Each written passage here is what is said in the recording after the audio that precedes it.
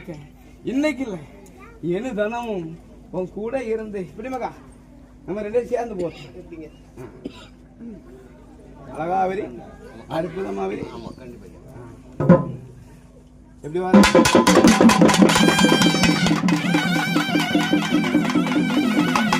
ஐயாவுடைய பட்டு கட்டி